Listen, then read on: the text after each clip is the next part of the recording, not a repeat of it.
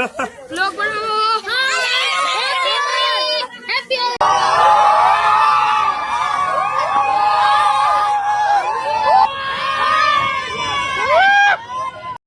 આવી ગયા કે થોડે એની ઘરે માન કલર ગયો હોય નાઈ લીધી છે અત્યારે અને થોડુંક મજા આવી ગઈ છે. તો લાઈક કરી નાખજો અને શેર કરી નાખજો અને સબસ્ક્રાઈબ જરૂર કરી નાખજો બધા. માન કલર ગયો મોજ આવી પણ થોડે તમને